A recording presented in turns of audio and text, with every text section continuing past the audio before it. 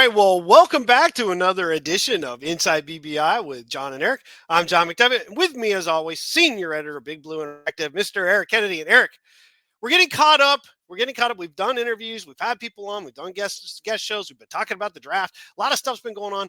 The Giants have been practicing, and we're doing some OTAs. We are recording this on a Saturday morning, so don't ask me where the beer is. There isn't one right at the moment. It's water. So first off, good morning, Eric. And Morning.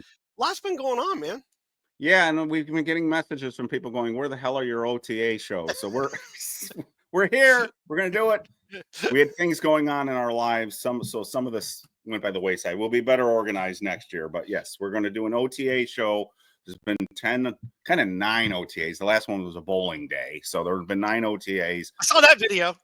3 of them open to the press, and then the Giants have done a pretty decent job of letting us know what's been happening in the other OTAs, as much as they're willing and able to do that. There have been some people saying, why aren't they telling us more specifics? And it's like, well, they don't want people to know that because you're tipping your hand. So do you think some of the players towards the end of the OTAs that were not practicing, do you think some of that is just kind of like when we talked about Glenn Parker? You got some veterans, so like a Van Roten, maybe you don't push Runyon out there. You don't really need to just yet.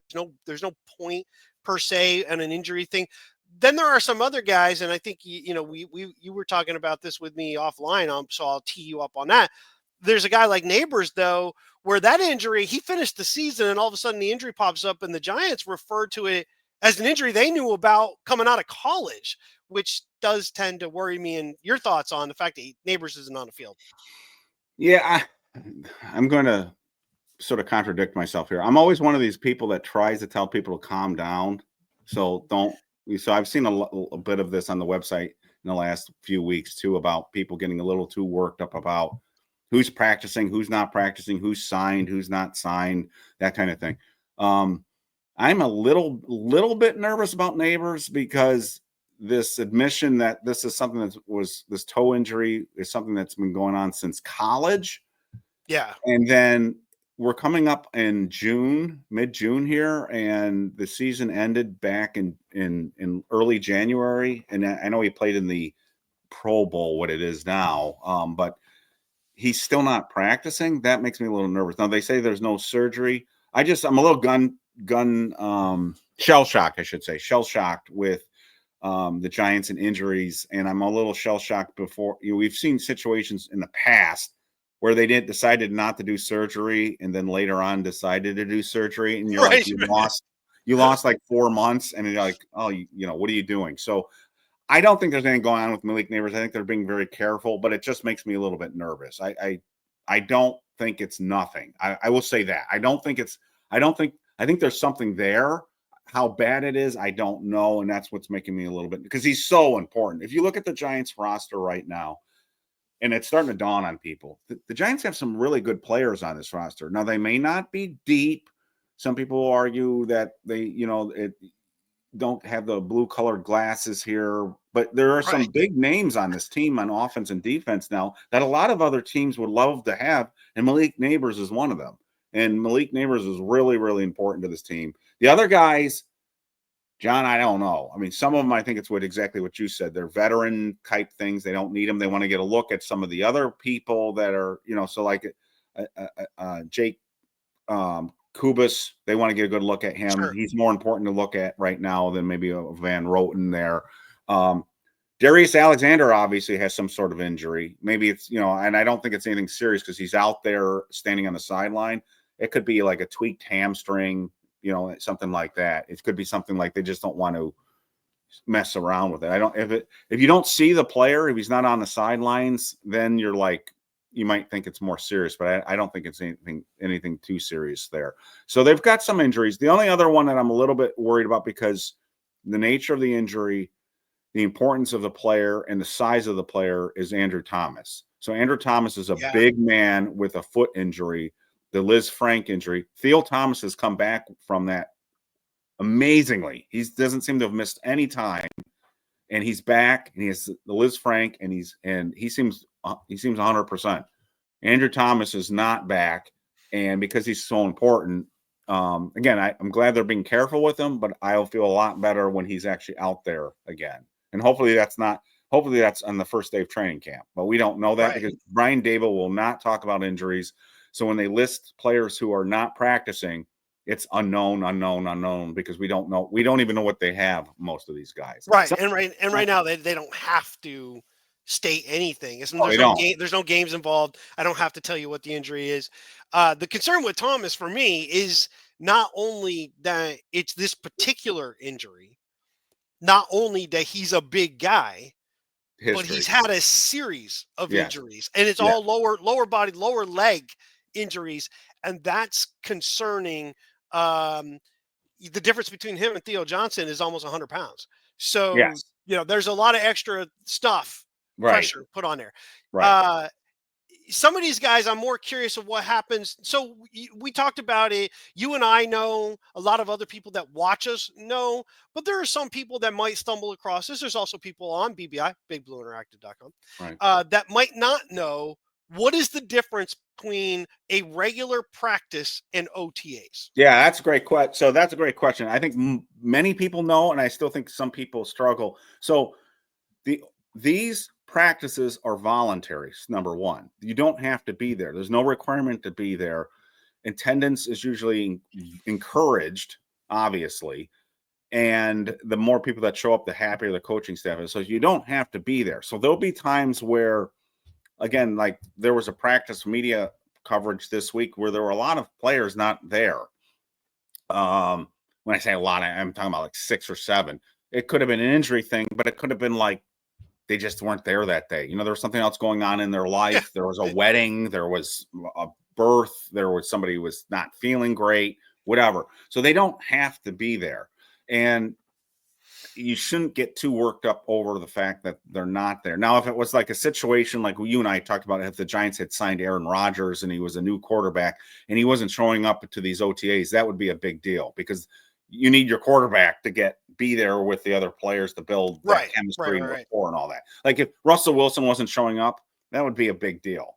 That would be a bad sign. But if like, and I'm just making this up, but like if Javon Holland missed a day, that's no big deal.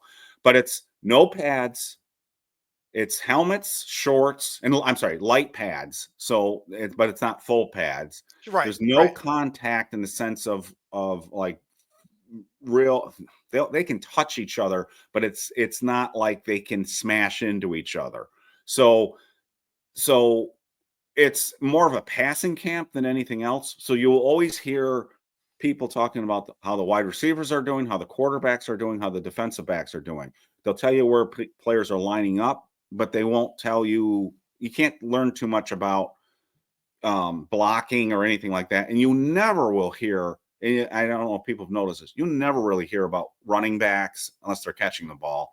Linebackers, you rarely hear about the linebackers unless they're just rushing the passer. But you never hear about run defense. You never hear about running plays because you can't really run all that stuff. And even if you did, it doesn't really mean that much. So you're not going to have people pulling and guards smacking into linebackers and any of that stuff. So it's really sort of like a passing camp where players are being a little bit more careful with the contact. So some people will say OTAs are worthless. You can't learn anything from them. I don't believe that. But at the other extreme is you don't get too worked out on what happens at OTAs because it's not real. It's not real football yet.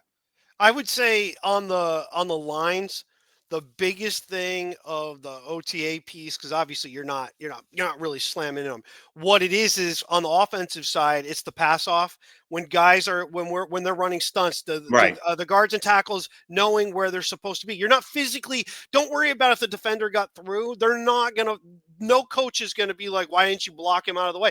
They just want to know you knew you were supposed to get your sliding over to that guy. Nobody should be pushing on anybody. That's how injuries happen especially with the way they're not padded up. but you want to make sure the pass offs are there. You recognize who's doing what, the snap count pieces, the working together, which is another problem when you don't have like a Thomas isn't out there, Right. Runyon's limited or not even out there. Van Roten wasn't out there, but these other guys still need, and I think it's huge for Evan Neal. The more time he gets to play out there, the more he's used to being in the guard stands, doing some other stuff. And we'll talk about him a little further. Yeah, and then a lot of it's just mental too. So there was on Big Blue Kickoff Live, the Giants show, which is very useful during OTAs because, again, only 3 of the 10, and again, it was really 9, but 3 of the 9 OTAs were covered by the press. So the only time you kind of get an insight on what the other 6 OTAs went is when the Giants employees kind of tell you what happened. And they've actually been pretty honest this year. They've actually admitted when, like, a quarterback hasn't looked good, which I'm a little bit surprised with this year. But like, for instance, on the last one that I saw, they were talking about there was a swing pass or a screen set up to one of the running backs. I can't remember which running back it was.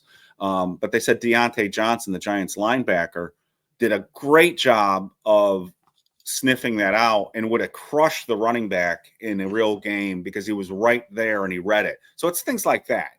It's just like you said, it's on the line, it's stunts and players picking up the right people on defense. You don't want people running free, that kind of thing. Right. And again, on the Big Blue Kickoff Live, one of the things John Schmelk has noticed a lot this year, different from previous years, is he has seen very few, if any, breakdowns in the secondary.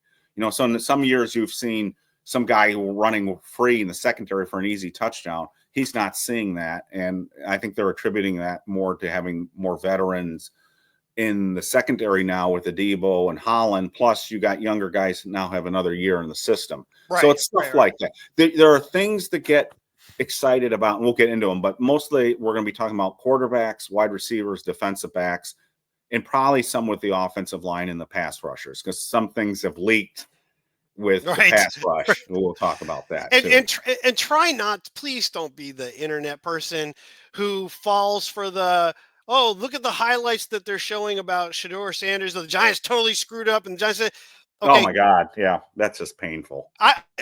Even watching Jackson Dart the other day, someone's like, look at the dime, and I'm like, okay, no, you do understand the Giants defensive backs aren't really trying to like jump over the receiver and knock it down. They're not trying to get anybody hurt. If he throws where it's supposed to be, great. If it gets intercepted because he tried to gun it in a tight target, I'm not overly concerned about that right now. None of that means anything at the moment, but let's not overplay. Look at this pass. I'm watching the guy. It's a drill with the quarterback and a receiver. There's nobody else playing it. They're doing that with Danny Dimes now, too. Oh, my God. He is on fire. What do they call these accounts now on YouTube and Twitter, these aggregate accounts or whatever? But they try. It's clickbait. They'll say, who's going to stop this offense? That kind of thing. No one's getting hit. It's basically what you're saying, John, is this. No one's getting hit right now. So Jackson Dart, Shedeur Sanders, Danny Dimes, all these quarterbacks are going to look good when they know they're not going to get hit in the mouth. They better look good now. They're being paid millions of dollars to be able to throw a ball from here to there. And if you don't think you're going to get hit, or you don't have somebody at your feet, or you don't have somebody clobbering you in the back, of course you should be able to hit somebody in a 7-on-7 drill, especially. So I saw something like you just talked about with Shedeur Sanders throwing in a 7-on-7 drill, and he completed the pass, and they're like, "Oh, everyone made a mistake." No, from what? Every quarterback out there should be able to hit complete 7-on-7 passes, because they're not even getting a pass rush in that situation. Yeah, so it just gets so overblown, so annoying. It's clickbait. It's clickbait. So, real quick, we do have a mandatory camp coming up next week. That's different. Yeah. That's different than the OTAs. Well, it is and it isn't. Again, there's no contact, so it's mandatory. The big difference is it's mandatory. Everyone's got to be there. I don't even know if it really is that different. I mean, I think it's basically the same. I don't think you'd be able to tell the difference, to be honest with you. We're not going to get real stuff until we get into training camp in July. And they start off a little slow because they don't want to get anyone hurt. And then they'll start upping it with the full pads and then finally have some contact. But we're not going to really see real football until mid to late July. They haven't announced yet when training camp. I just checked yesterday. Officially, they're allowed to start opening up camps in mid-July, but the Giants, as far as I can see, haven't announced the date when their first training camp practice is. So sometime in July. The first preseason game, not the Giants, right. First preseason game, the Hall of Fame game is in July.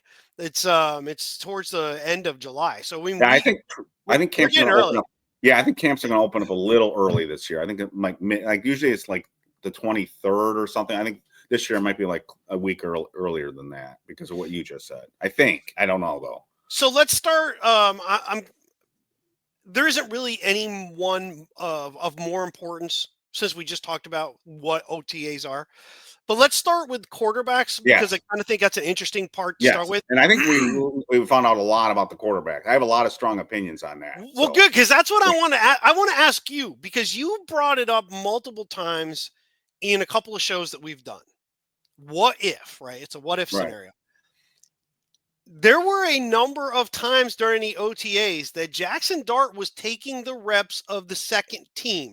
It wasn't all of them, but it was definitely some of them. And if Jameis Winston was absolutely entrenched as the number 2, Dart more than likely wouldn't be seeing a lot of that stuff right now because Winston's got to get up to speed too. He hasn't been with the team. Right. Do you take any more put any more importance on the fact that Dart's already doing some 2 work with Winston there this early? Oh yeah. Oh God, yeah. But I've also I've taken a step back. All right, let me give you the short point, and then we'll elaborate on. I was of the mind that I didn't think it was completely impossible that Dart could start the season. I think based on what was happening in the last 9 OTAs, I think I'm more convinced that Russell Wilson's going to start the season. I think Russell Wilson has had a very good spring based on what everybody's saying, and I think even the Giants the people, the PR department has been surprised at how well how good Russell Wilson still looks. So again, with the caveat of everything that we just said about no one's getting hit and all that, but on team 11-on-11 drills and 7-on-7 drills, Russell Wilson has impressed people that have been there, and he's impressed the players, and that's starting to come out in the interviews. I don't know if you've watched any of these interviews. Players are never going to say, no, the quarterback stinks or whatever, but you can hear, and it's almost like they're taking digs at Daniel Jones. They're not saying it by name, but they're basically, when they talk to Slate and they talk to Wan'Dale Robinson, they talk to even some of the defensive players, they're noticing what a difference it is in quarterback. Yeah. I think Russell Wilson is going to be the quarterback this year. However, it's very surprising to me that already Jackson Dart has moved up to number 2. And so in terms of the practices that we've had media access to, the last 2, in the middle one, Jackson Dart was almost exclusively the number 2 quarterback. And then the last media one, he was mostly the number 2 quarterback. So to me, it seems like Jackson Dart's already. That doesn't mean if Russell Wilson gets hurt, Dart will be the first guy off the bench, but they've already moved him up. They're giving him the second team reps right now, which is a fantastic sign. Now, what I find interesting is the Giants employees, again, the ones that cover the John Schmelks of the world, the Datinos, the Matt Sytex, they've kind of admitted, they've mentioned days when Jackson Dart's looked pretty darn good. And there's been days where they've said, yeah, he wasn't as sharp today as he was the last time we saw him. So I was a little surprised they admitted that. But Jackson Dart has not looked bad. He's looked better than you would hope.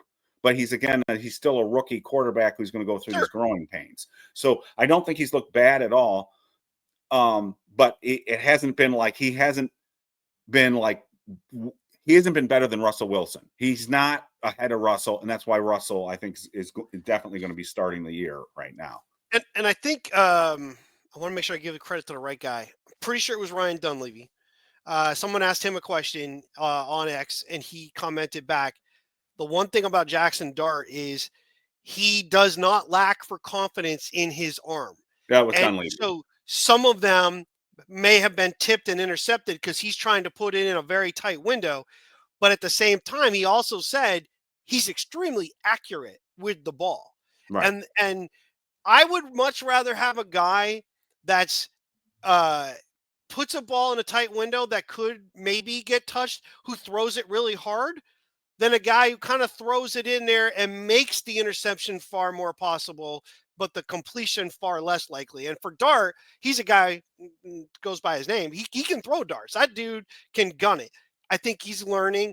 Him doing 2 already, I was surprised. I thought they would build Jameis up a little bit, like making sure, because I think you're right. I think maybe the Giants themselves have been a little bit more surprised at how, first off, how well we know Russell Wilson's a package, or better yet, he is prepackaged himself to know this is how I come into a scenario. I've got all this stuff. We've seen it. It's very similar to what he's done before. Right. He has a way of doing, but there seems to be some genuine piece to that. He's calling people by names. He's spending time with them. He's doing far more with the other players to kind of put himself to bring them together, to meld together, than I think he did when he originally went to Denver the first time. And I think he's learned a lesson that way. You can see it. But I think that his play, his health, the way he just is, even at 36, that I think it surprised the Giants a lot, which makes me wonder, back to you, to something we talked about before.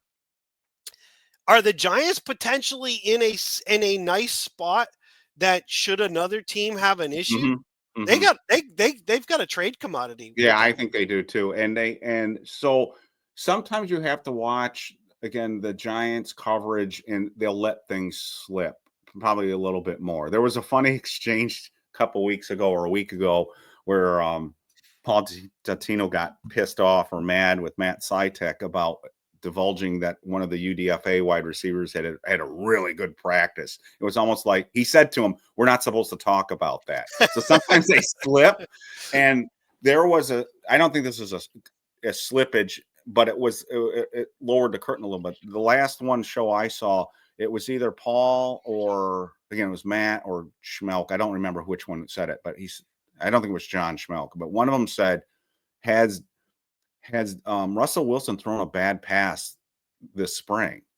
And they both were like, they thought of a couple instances, but the overall thing was what you just said. I think Russell Wilson has surprised the Giants how well he's playing. And I have been taking note of, again, you only hear snippets, but your concern and my concern with him was he's not going to throw to the tight end. He's not going to throw to Wan'Dale Robinson because that's not been his MO. But this spring, he seems to be spreading the ball around, including over the middle. So you've seen enough highlights where he has thrown over the middle, or you've heard that he's thrown the Wan'Dale for a touchdown, or Theo Johnson seems to be having we'll talk about that too. Theo Johnson seems to be having a very strong spring.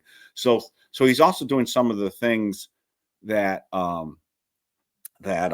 we worried about. And one thing I never really thought of is they brought up, I think this was John Schmelk in one of the episodes, that wherever Russell Wilson's been, he's never really had a really good tight end. And I never really dawned on me before. But of course they were saying, is that because he never threw to the tight end? But they were saying, well, the guys that he had even after they left never did anything too. So some of this might be Russell Wilson been thrown to certain things because he doesn't have the talent there. So we'll see. Because I know he threw the Dulcich. We talked about that when Dulcich was healthy in Denver. He was throwing the Dulcich. So anyway, I think Russell Wilson has had a really, really good spring. I think Jackson Dart, for a couple reasons, has moved up to number 2. I think they want him to get more snaps. So when you're 2, you get more snaps than your number 3. And when you're number 3, you get more snaps than number 4. And number 4 is Tommy DeVito, and he's hardly getting any snaps. And Tommy's had a really good spring with the limited snaps he's had. So that gets into what you're talking about. They may feel comfortable at some point if somebody offers something significant for Jameis, they might listen. Now, do I think that will happen? I don't know. But Tommy, you could argue that Tommy still should be on an NFL roster. I wouldn't want him starting, but as a third quarterback, he's fine. Well, I would say yeah. that if you could go around the league and you could probably pull 20 other third string quarterbacks that aren't better than Tommy DeVito. Right. I mean, look, Tommy's stats are not horrible when you consider the fact that he was undrafted. I mean, it was a guy that wasn't supposed to be playing, and he did, and he started, and he's thrown some touchdowns. Do I want him starting for the Giants? No. And when he's been getting, I don't even want him to back up, but third. In every practice this spring, it seems like he's doing really well. So, which again gets back to this thing: Shedeur Sanders is doing so well. Well, Tommy DeVito's doing really well. Who's going to stop Tommy DeVito? And so, I have already thought what you just thought. I thought, man, if they really think Tommy's kind of developing still, like getting better, and they start with Russell Wilson. And Jackson Dart's up at number 2, and someone like the Saints comes to you and says, we'll give you a 4th round draft pick. I'd listen to that. It's funny that you picked the Saints, because I'm sure you saw what I saw. Yes. Where there's players on the Saints going, we need to get Jameis. You saw that, right? Yes, yeah. I saw that. So that's kind of where I was going with that. It would make sense. There's a couple of reasons why you wouldn't do it early. One, you're going to for yourself. Yeah. But second to that actually is second. First to that would be if you immediately, right? If we walk into first day of camp and the Giants go, Wilson's 1, Dart's 2. You've taken all of your extra ability to negotiate if you're trying to do a trade off the table. You've already told everybody else he's not number 2. You're also telling the fans Dart's number 2. And there's then becomes the push that if Russell struggles even a little bit, the chance start. Mm-hmm. So you might want that buffer. We talked about this before. Drag it out a little bit, because you don't have to tell anybody anything in camp. Yep. The reps will tell, but it's a big difference, though, if Daboll goes number 2 is Dart versus our guys are getting their reps. They're sharing them. We're going to see how they do. And you leave it like that. You keep that buffer there and keep the pressure up. It's insurance against an unruly fan base. So if the fan base starts going, get Dart, yeah, it's kind of like, that's not, Dart's not our number 2. You're going to get Jameis Winston. Settle down, clowns. It's that kind of thing. Yeah. And the other thing is, they just won't be able to go to the podium and go, you don't jump the 3rd to 1 when 1 struggles. Oh, you did that last year. Yeah, so. Yeah. And so remember, it's like Mero with the plane. Out of spite, he's going to keep everybody. The other thing too is Jameis has got a really, really cool personality, and it seems to be helping with the locker room right now. So you see a lot of players have come out and say what a cool quarterback group this is. And I guess there was a practice the other day in OTAs where they were coming off the goal line, and Jameis was the quarterback, and they were saying he really still is a really good play action quarterback. And they have all said this. They've all said, boy, Jameis's best throws are incredible. He's still got a really strong arm, and at his best, he throws a beautiful ball. It's the same inconsistencies. It's one play, it's great, and the other play, he misses somebody. But they were coming off the goal line, and he ran a play action, and he completely fooled the entire defense and did a bootleg and was chugging down the field full speed. And there's a picture of him doing this, and he's got this huge grin on his face.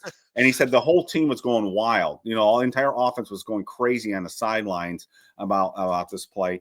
And so there is an advantage to having just him in the locker room to, again, they're trying to develop Dart. So you got a Russell Wilson personality in there. You've got a Jameis Winston personality in there, sort of guiding him and provide. So again, I would probably tend to keep him if somebody's saying, well, we'll give you a 5th or a 6th. But if somebody comes to me and says 4th or a 3rd, then I'm listening, because the Giants only have 6 picks going into next year. Sure. They don't have a 3rd. If somebody did offer them, and they're not going to get any comp picks because they were so active in free agency, we're not going to get any comp picks. So if somebody did offer something significant, if the Saints, who are going to have a bad record, say, we'll give you a 4th, that's almost a 3rd. I would probably deal them at that point. Yeah, I would agree. So that'll be an interesting thing to watch. I think Wilson's continued development, really seeing him in a game, and I know we're a ways away from that, but even in a preseason, I'm going to bet that the Giants are going to run things a little differently preseason wise. Guys are going to get a few more reps than what they've done in the past because there's too many that weren't with the team. You can't count on a Jones at least knowing the plays because he's been doing it for a couple of years. These guys are all new. Most of them, I mean, if you look at the entire quarterback room outside of Tommy DeVito was not on this team last year. Right. So you've got and one guy wasn't even in the NFL. So Right. there's a lot that has to happen here. So I think OTAs are important for those guys. You mentioned that before, so we won't beat that whole thing up and bring it up again. But it's just important for the quarterbacks to gel with the receivers. So let's move off the quarterbacks. I think we have a pretty good idea. Yeah. We'll see more in the mandatories, kind of what's happening there. But to summarize, the quarterbacks are all doing pretty darn well, including Tommy DeVito. So they're all there's nothing that's come out of the OTAs so far has been like Jackson Dart has not looked bad. He's looked very promising. Again, kind of up and down at times. And again, and the other thing to pay attention to on interceptions, and this happens a lot. Some of the interceptions that have happened with all the players is the ball might bounce off a receiver and get deflected and intercepted by someone. So it's not always the fault of the quarterback. So there was one of the first interceptions in the camp. I think it was a Jameis Winston throw.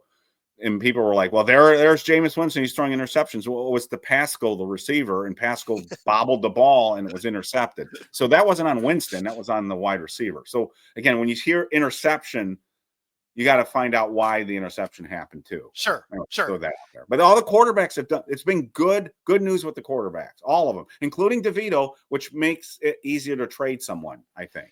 So now the quarterbacks got to throw the ball. They got to throw it to somebody.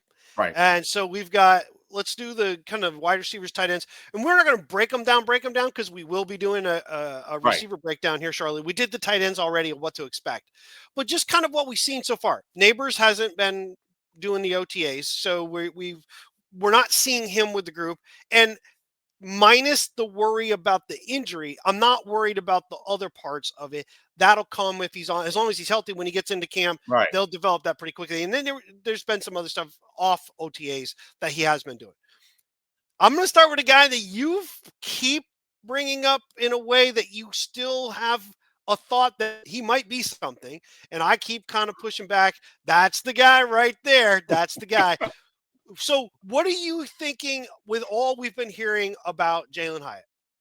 I'm going to surprise people with this comment because let's calm down on the hype train too here. All right. So big picture is this. When the Giants start the season on opening day, barring injury, the wide receivers the 3 starting wide receivers, if they have a 3 wide receiver set, are still going to be Malik Nabers, Darius Slayton, and Wan'Dale Robinson. Yes. Part of the reason Hyatt has kind of been a bust is not the whole thing, but he's still the 4th wide receiver. He did not beat out Slayton last year. He's probably not going to he's not going to beat out Malik Nabers, and he's probably not going to beat out Slayton.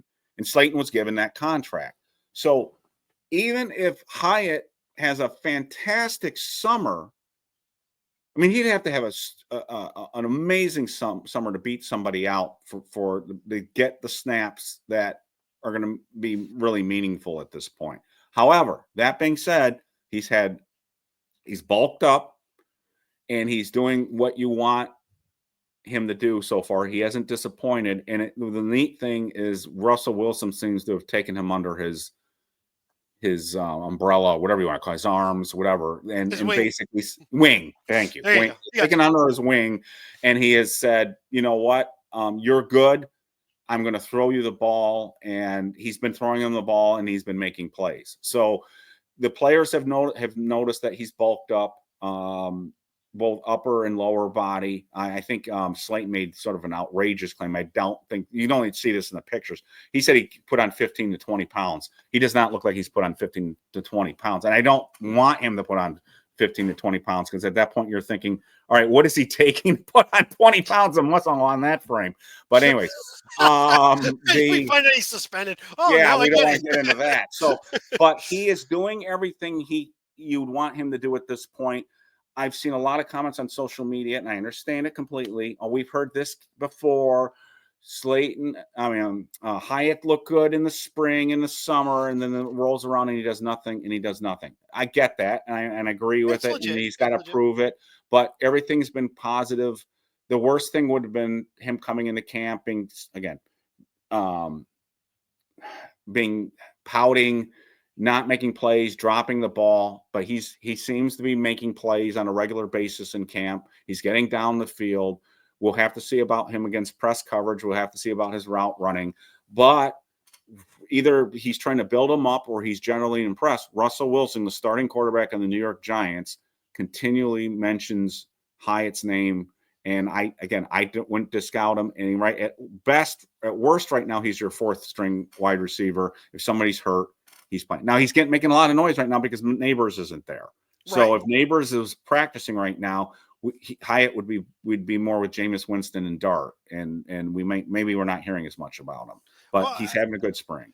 Injury equals opportunity, right? Like if this is your chance, because like you said, if he'd shown up and was just the same guy that you saw before, for whatever reason, I don't see 15 pounds. By the way, to put 15 pounds of muscle on, you would have to about 40 pounds of actual weight, and then to be able to bulk up, then cut down. So there's no way he's got 15 pounds of muscle. I think he does maybe look a little thicker. Again, he has been a one-trick pony, so to speak. His route tree is extremely limited from what we've seen. And I don't want to talk.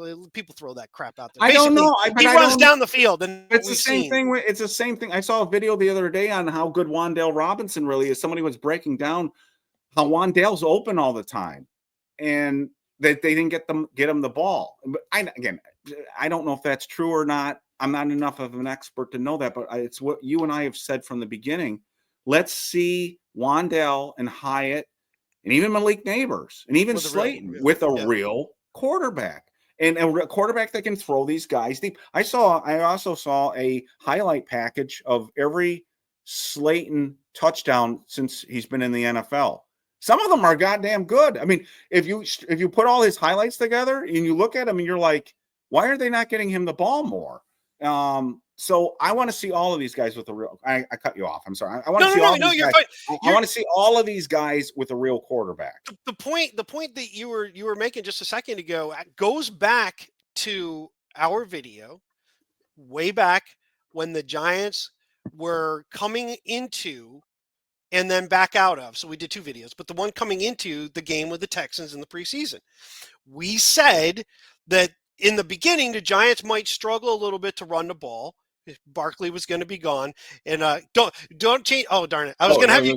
I had something fun. I have one little funny thing I want to do with that. Oh, okay.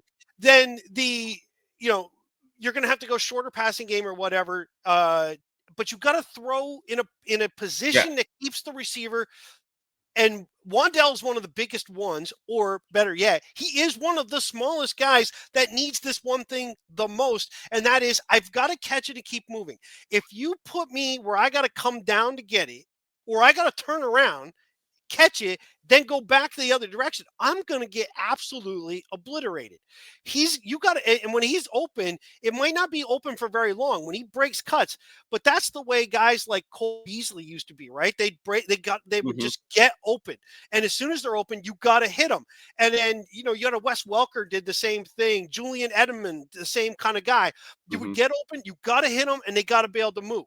Hyatt's got to be down the field. If he's got to run down and then wait for the ball to get there, all the advantage of him running down the field is lost. So it's not just how far you can throw it; it's the timing down the field to do it.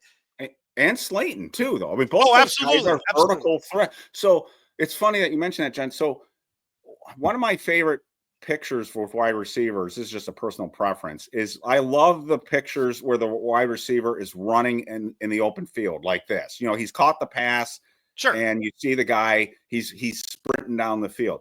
So when I was looking for pictures for this show, the Colts game kept coming up because Drew Lock, and he's not a good quarterback, hit these guys in stride and they were able to run after the catch. And there were a bunch of, even Wandale. I know this Wandale one isn't from the Colts game, but the Colts game was the same thing with Wandale. They were all the Colts game ones that came up with them running in the open field. So it's kind of like what you're talking about is you got to be able to hit the court. You got to be able to hit the receivers in stride. So I want to see all of these guys with a quarterback, especially a quarterback that will throw deep and can throw deep. Slayton was just talking about the press this week. He said, and Slayton, remember, Slayton is a apologist extraordinaire for Daniel Jones. Oh, they're buddies.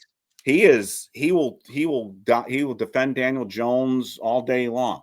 But if you watch his interview on this week talking about Russell Wilson, I think it's starting to dawn on him a little bit that Daniel Jones isn't everything he thought he was. So he was talking about what a great catchable deep ball Russell Wilson throws. And again, I know some people are going to go out there, well, what is he supposed to say, Eric? Of course he's going to say that. Listen to the way they say it and how they say it, not just what they say. Right. It's just look at their faces. Some of that you can't hide. If you're a really good liar, you could probably do it. There's a difference between what they're discovering. There's a difference between liking a guy and liking him as your teammate and liking the play of that position. And they're suddenly liking the play of the position as much as they liked the guy. They like Daniel Jones. By all accounts, he seems like a good guy. He seems like he cares about his teammates. He just was not a good quarterback. We tried for years. Real quick, do you mind throwing the Jalin Hyatt back up on the screen real quick? I just want to go notice though that the Giants decided in practice that they would use props that most resembled the play of their defensive backs last year, who looked like they played with boxing gloves on, with the total of 5 interceptions, where we had, I think 2 were by a linebacker. So there you go. Well, and I'm glad they're doing this because the Giants, and it wasn't just Hyatt, and it wasn't just Slayton, but it was people like Malik Nabers. We dropped a ton of passes last year, an astronomical number of passes.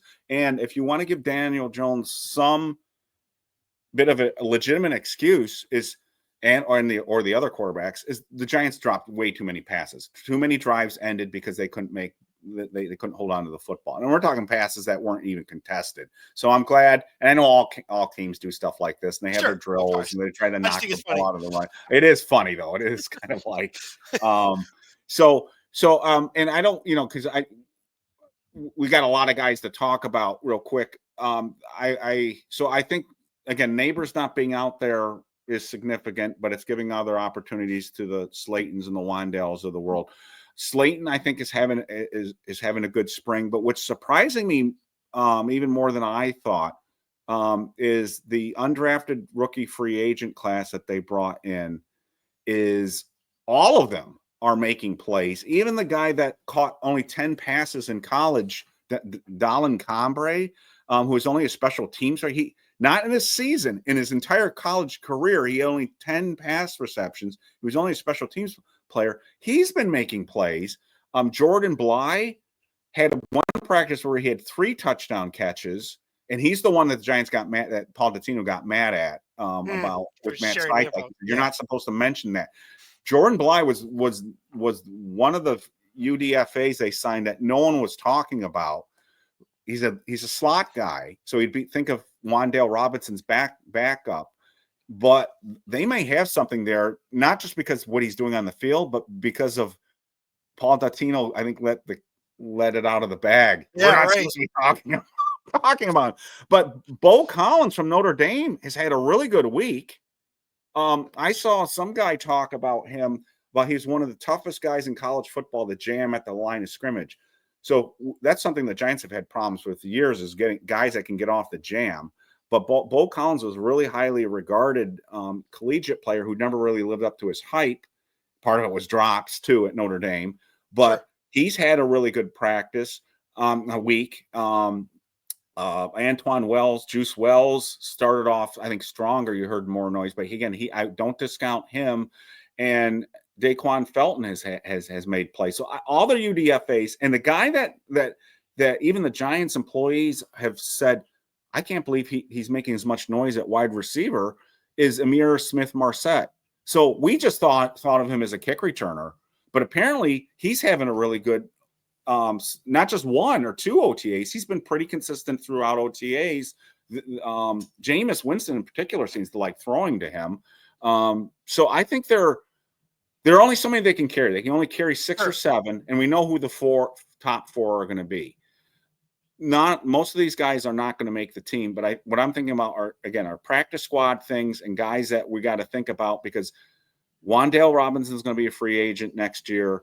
We just still don't know what's going to happen with Jalin Hyatt. He's at a crossroads. But so some of these guys are going to be possibly future that may not have a big impact this year, but may be something that the Giants are looking at next year and the year beyond. So I'm just really encouraged overall by the wide receivers. Montrell Washington, who they got as a off the Chiefs in January, he's another slot guy. He seems to be making some plays. The only guy that we haven't been hearing about is someone you've mentioned in the past because of his size, is Bryce Ford Wheaton. We haven't heard a peep out of Bryce Ford Wheaton. So I don't know. That's not good for Bryce Ford Wheaton.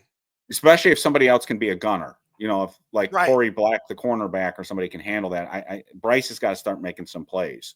But I don't know if there's any receiver you want to mention. Well, I'm going to mention I'm going to mention somebody who's not there right at the moment, but it's something to keep an eye on. Oh, Gabe.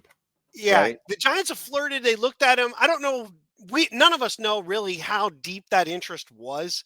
Right. There's obviously a connection to Daboll and Shane. They're aware of Davis, and if the Giants did ultimately sign him, though, I would say that that's a bad sign for Jalin Hyatt. That whatever he's done hasn't changed how they felt about him. Because literally, Davis is Hyatt with more playing time and his experience, but it's pretty much the same thing. And if you don't like the cheaper guy that you drafted so much, you bring a guy with a potential knee issue on board just because you know him more, that says that you're done with Hyatt. So I would think, if we don't see any more of Davis, then I think Hyatt's answered some of the questions that they had, at least to get through camp and see what we've got. If they bring Davis in, then Hyatt was definitely in the doghouse. This might actually work out for the Giants in this sense, and this is my guess. I have no so Gabe Davis is making the rounds around the NFL. He was cut. When he was cut, he failed his physical with Jacksonville. I assume he's not completely healthy right now, and these teams are checking out his medicals right now. So in a way, you don't want him to be completely healthy right now if you're still trying to get a read on Hyatt. Now, if they get into training camp in the first week of training camp and Hyatt is having trouble getting off press coverage, or he's having trouble running his routes, and then Gabe all of a sudden can pass a physical, then he's still out there. You know what I'm saying? So in a way, it's good that he's kind of not completely healthy right now, or he might sign with somebody else. But I agree 100% with you. If they sign him, it's a bad sign for Hyatt, in my book. I would not discount them still signing him, and that's not a knock. I don't know what's going on behind the scenes with Hyatt. I just know Hyatt's got talent. Whether he can put it all together, I don't know. But I do think some people tend to already make up their minds on players without having all the facts. And like I've said, and I'll keep saying, I want to see all of the wide receivers with real quarterbacks. I want to see Slayton, Wan'Dale, Hyatt, all of these guys before I say get rid of the dude. Because I think Hyatt would be a really good option for Russell Wilson's style of play. Yes. He loves throwing those deep balls. So let's see it. Now, if he can't sorry. No, I was done. No, I'm sorry. I was just going to say that, Amani Toomer took a little bit of time before he got. So, you don't want to necessarily cut bait, whatever. I will say real quick, in a report from a couple days ago, but I believe this report specifically mentioned in this article was a couple days before that. that Ian Rappaport was saying that Gabe Davis is still a ways away from being ready Oh, to be on a football field. okay. So making these rounds really is just kind of setting the table for down Yeah. the road that Yeah. he's health-wise, he's not ready to be on the field. He visited the Saints recently. But I think Hyatt's deal right now is he's got to show something, and it's got to be not just one little flash in a preseason game. It's got to be all camp. And I Yes. think the two guys that really are going to help him the most are Russell Wilson and a Jameis Winston. They go deep down the field. I think Dart is going to be too busy trying to be busy with everything he's learning, that Hyatt can be a guy that the vets can say, you know what, I want to take a couple shots down. I'm going to take my shot over here, where Dart's going to be like, I need to hit the right guy. He's going to have a lot of other stuff to focus on that they might be able to take a chance. And like you've said, Russell Wilson's gone out of his way. He's mentioned Hyatt Over and multiple over and times. over again. Every time he's interviewed, he mentions something. So he's either trying to build him up, which is certainly possible, or he legitimately thinks that this dude. And we learned that Russell Wilson brought Jalin Hyatt out to California before the OTAs even started and worked with him privately. So they've got a bond. They've got a bond. It's a weird. It will be, and we don't want to spend the whole show on receivers and quarterbacks, but it will be a very interesting makeup. This group, we don't have a lot of similar, and then we have a lot of guys that are kind of different. Slayton's more the traditional multiple use wide receiver. He can go over the middle. He can take some short stuff. He can go deep. I don't know that he's necessarily great at any one particular thing, but we know what he is. Nabers is the guy who's like, he's the game breaker. Wandell is the scat guy. From there, you've got Hyatt. He's a deep guy. He's a guy who can run a lot of verticals. I don't know if he has a lot of variation to those vertical plans, and I definitely don't know about anything short with him. We haven't seen any. He's our modern day Stacey Robinson. Ooh, nice. With the production minus the couple of touchdowns of Byron Williams. Yes. So Stacey had more catches and stuff before that. Right. But from there, like you said, we don't really know who's left. Like, what do you even have? Are we going to go veterans, which is what we've done before? Right. Are they going to be younger guys? Because a lot of these guys might not play. Are they bigger guys? You went and got a little Jordan Humphrey. You went and got, was it Pascal we brought in? Right. You've got some bigger, thicker receivers. What are we looking for in 4, 5, and 6 at wide receiver? That'll be really interesting as the summer plays out. Yeah, and before we move on, so again, I can't emphasize enough before people start going, if we come out of the summer and Hyatt's the 4th wide receiver, we're not going to see a lot of him again. So if everything goes to plan, it's going to be Malik Nabers, Darius Slayton, Wandale Robinson again, 3 wide receiver sets. Hyatt sometimes comes on the field, and he's still, unless somebody gets hurt, you're not going to see a lot of Hyatt. So build your expectation level into that. So people are going to say, well, you're making excuses. No, Hyatt should have done more with what he had last year. If you're paying like 30% of the snaps, he's got to have more. What did he have last year? 9 catches, 10 catches, whatever it was. Some ridiculous number last year. And it's ridiculous. He hasn't had a touchdown yet in his career. So he's got to do more than that. But again, if everyone's healthy and everything goes as planned, Hyatt's still your 4th wide receiver, and that gets to what you're talking about. Well, who's number 5? Who's number 6? Then do you carry 7? What I think, again, is fascinating is some of the people that I didn't put a lot of stock in, or fans didn't put a lot of stock in, have made noise this spring. The Amir Smith-Marsetts, he might be more than just a kick returner. No one thought much of Jordan Bly when they signed him. And nobody really thought Dalen Cambray. No one was even talking about him. And the other day in practice, they were like, Dalen Cambray caught 2 bombs, including one in the 2-minute drill. And again, that doesn't mean he's going to become anything, but there's more talent there. I didn't even think they were even really looking at him as a wide receiver. He's listed as a wide receiver, but I thought he was just like, holding a holder on field goals and a kick cover guy. But here he's catch. So You remember what they used to say about David Tyree? Why is David Tyree in the game? In the game. So two things. One, this is going to be really interesting. What you just said, 4, 5, and 6. And the other lesson here is never, ever, ever assume you know who sucks and who's going to be good coming out of college, including the UDFAs. You just never know. Rich Seubert, when Rich Seubert was signed, I remember everyone saying, "No, who's this? He's just camp fodder." You just never know who the guy who's going to make the roster is.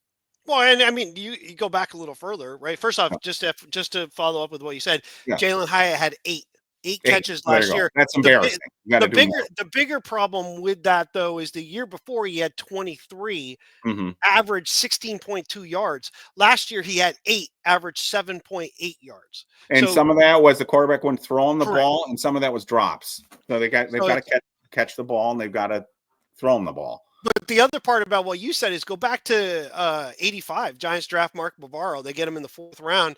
He didn't have a huge amount of production in college. He didn't have a lot of no one was thinking he's coming in is going to be this big time, receiving tight end. He was going to be a blocker, and then Mowat gets hurt. But the pass catching part of it, I think, was a huge surprise to the Giants, to the amount, because he was not that in college. He was a difference maker as a pass receiver. Who thought that was going to happen? But absolutely. So just, I mean, every time we run, and I fall victim to this too. You look at the UDFAs after the draft, and you kind of think, well, that one's good, this one's good, that one stinks. You just never know. When they signed Jalin Hyatt, again, he probably won't make the team. Maybe he will. We'll see. But when they signed him, like 10 catches in college, what the hell? So. And he was another one, by the way, the Giants PR staff, they were saying, I think, how did they say it? He's lining up everywhere, but we're not supposed to talk about it. They said something like that, to that effect. I'm paraphrasing, but it was another one of those, don't talk about it. So when the employees are been told not to talk about somebody, then you're like, so anyways. All right. We should probably move on. When guys have the ability, no, you're fine. When guys have the ability to play multiple positions like that, they can do other things. It allows you to build up other positions a little bit more depth-wise to protect yourself. No team will ever be completely shut down if they have 3 wide receivers hurt. You can still put some other guys out. You can move a running back out to catch some passes. You could do whatever. You get 3 offensive linemen hurt, you're pretty screwed. And we've seen that year after year after year. You don't want to go in with the base middle. One other thing to keep in mind, by the way, talk about versatility. Wan'Dale Robinson could always kick back inside. He has played running back late. He's very small, but in a game, if you needed to just run a guy out from the backfield in patterns, they could move if injuries came in. So you might see the Giants continually go low on the running back numbers because they could just slide somebody else back there just to get through a game if they had to. And the last thing on the wide receiver, because we spent way too much time on it. Last thing on wide receivers. I know the Giants quarterbacks were a problem last year because Malik Nabers is even though he caught over 100 passes and did all these wonderful things, they didn't throw the ball down the field to him enough. Most of the stuff that he did were intermediate catches. So we didn't see a lot of – he, in college, demonstrated he's a vertical threat too. We didn't see a lot of that. We saw a little bit of it again at the end of the year when Drew Lock was in there, but we didn't see – I mean, so he's another guy – I mean, he could catch – way more deep vertical stuff with the new quarterback, and he probably will with Russell Wilson. We may see Malik Nabers be way different receiver with him because they may send him farther down the field. I want to see a guy make contested catches. I don't want my star player making contested catches 6 yards from the line of scrimmage and getting beat up. And if you go back and look, Nabers took a ton of hits. There was that one game in particular where he was just getting wrecked after every 7-yard catch. I don't remember what game it was, but remember he was. I almost want to say it was Dallas. I might have been the Dallas game. I think you're right. He was just getting either that or since it was early on. It was whatever he got beat up so much, and then at the end, I think he almost short armed a couple, and he did take. Did he get the concussion in that game? If he didn't get a concussion, he was affected. Let's put it that way. He was almost like passing out at one point. Yeah. So, so we did quarterback. Anyway. We did wide receivers. before we move on and talk about the lines very quickly, we should probably do defensive backs. We don't have to spend a lot of time on them, but the defensive backs, John Schmelk has been very vocal throughout the spring about talking about how he's been impressed with the fact that the defensive backs are playing far tighter and leaving far less room for receivers to make plays, even in this soft passing camp. So he said the safeties in particular have been noticeable. So Javon Holland looks like the real deal. Adebo looks like the real deal. Tay Banks, they keep saying positive things about him, and I don't want to sound negative, but he seems to be splitting time with Cordell Flott, which either means Cordell Flott's really having a really strong spring, which I think he is too, because he's been making some pass breakups, right? Or they're still not completely sold on Tay Banks. But when players are asked about Tay, they say have nothing but great things to say about him. But anyway, I think it's still the Tay Banks thing is still kind of up in the air a little bit. He's not doing badly. There haven't been reports of him getting burned and stuff like that. But I do find it interesting that Cordell Flott and Tay Banks have been splitting time with the number ones. And Andrew Phillips seems to be doing really well and seems to be actually taking a leadership role. And so I think the secondary has been a pleasant surprise to at least the guys that have been covering the Giants so far too. I think it's been a good spring for the defensive backs.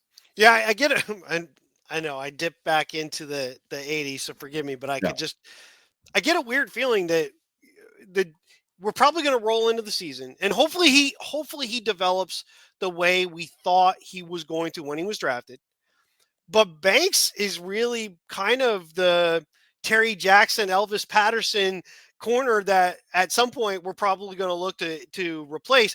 Adebo is going to be the guy on the other side. He's the Mark Haynes, the Mark Collins, that guy that we're going to leave over there.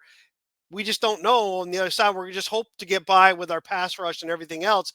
Maybe Banks surprises and he plays like a first round draft pick, but it's interesting that we hear a lot of stuff from the players, but not so much from staff. But we are hearing a lot of other stuff. Cordell Flott has a lot of ability.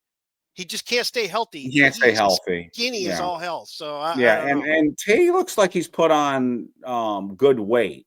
I saw a picture of him the other day from the Giants, and I was like, damn, he's intimidating. He's for a defensive back, he's got a lot of muscle on him. So it's all up he's probably the wild card on this defense. If you could tell me Tay Banks, we could get a better version of Tay Banks' rookie season, I think our defense is going to be really, really good. If you tell me he's going to be like Jeremy Lincoln, then we're going to have a problem, So people listening right now are thinking, well, what are we going to get out of him? The problem is we don't know. I don't want to leave you guys with a negative thought because he hasn't been getting beaten. I haven't seen a lot of reports from anybody, either the media people or, of course, the Giants aren't going to get real into this, but I haven't seen any reports where people say Tay Banks is getting beat. If anything, I've seen reports where Tay Banks had good coverage. What's caught my attention, again, is Cordell Flott splitting reps with him. So, but, again, everyone keeps saying, no, he's locked in, he's focused. The new guys, like the Adebos and the Hollands, seem to like him. So we'll see. He's an unknown. Don't come out of this podcast going Tay Banks has been a problem or he's been doing great. We're not going to really find out until the summer. I think more about what's going on with him. Well, you remember when we talked? Of course, you remember. It wasn't that long ago. If you don't, we'll talk later. We'll talk later. When we talked about Jackson Dart, the Dart Winston scenario of splitting the two, right? Yes, that's a different scenario. Jackson Dart was just drafted, and he is drafted as to be the savior eventually at quarterback. Right. There's no doubt about that. It's the fact that he's playing this already. That's interesting. The other side of that coin is this scenario, Banks Flott. Banks has been in the doghouse. Let's not pretend that he hasn't. He has. The Giants coaching staff has not been thrilled with the way that he played last year for whatever particular reason. And some of it wasn't just play, it was more attitude on the field. It was like a lackadaisical sense. There was calling him out for not tackling. I called him heartless. It's putting Flott out there and splitting may be to see how he reacts to that. Is he going to step up to the challenge, or is it going to be like he just isn't going to really do it? If that's the case, then if this stays into camp this way, then it's a big story. I think right now it might be a little bit of a prodding. It may be a prodding, and it may be, yeah, it's the same thing that you were just saying. It may be a message saying you're not safe. You're not, don't, Sure. You're not. So we'll see. I think you're correct. The longer this goes, the more it's a sign that there's an issue. I do want to highlight this. The Giants will have the mandatory mini camp early next week, and the defensive assistant coaches and the offensive assistant coaches will address the media, which will include our two new, or at least one of our new defensive back coaches. So the guy that came over from the Jets, and I'm sure he's going to get a bunch of questions on Banks. So pay attention next week when the new defensive back coach speaks, because it's going to be very interesting. First of all, it's because the first time he's going to talk to the press as a New York Giants coach, but it's going to be interesting to hear what he has to say about Flott, Banks, some of the others. And then the last thing, I don't know why I completely forgot about this. The star of the spring may be Dane Belton. Dane Belton has been all over the field making interceptions. So he is, I was he 3 or 4, I think already, or 3 or 4 total that we know of. And again, he's not going to push for a starting spot, but he's every time he gets on the field, he makes a play. So he's probably going to hit free agency next year, and this may be his last year with us. But right now, it's nice to have him on the field. Depth at safety is a little shaky unless they got something in one of these other guys that we don't talk about, like the Raheem Lanes or the Anthony Johnsons of the world. Of course, they got Makari Page as a UDFA. There's not a lot of depth there other than Belton. But also lastly, John Schmelk keeps talking up Tyler Nubin. So it looks like Tyler Nubin and Holland are going to be interchangeable. It sounds like from what he's talking about that Bowen didn't really have the safeties he would have preferred last year, that he could sort of interchange and disguise his defenses more. So it sounds like they'll be able to rotate their safeties and confuse the defenses a bit more. So we'll see. A lot of pressure on Shane Bowen. He supposedly has more, the tools, obviously, that to do better. He just has to prove it. That's an interesting statement, though, and there's a little bit about Bowen that just kind of pisses me off every time something comes out about, and that's one of them right there. Unless you're only throwing Pinnock under the bus, 2 of the 3 safeties from last year are still on the team, and we just talked about them, Nubin and Belton. Right. So is the only reason you couldn't move people around because Pinnock was extremely limited? Well, that doesn't explain why Pinnock played so well the year before. Right. So, there's a little bit about him that I feel like is almost like revisionist history or retroactive excuse making. Right. And I don't like that about him. But maybe it's a combination of like 3 levels, right? You had Banks was an issue, so you couldn't do what you wanted. I can't move people around. The guys I had were limited to certain things, and since I'm overdoing it over here, I can't do it. I'll give them that to a degree, but it does get to be a little annoying. Well, it could be stuff along the lines, though, that Bowen's predecessor, Wink Martindale, like more single high safety looks, and then Bowen likes to have more of a shell with like two safeties. Sure. It could be something like that.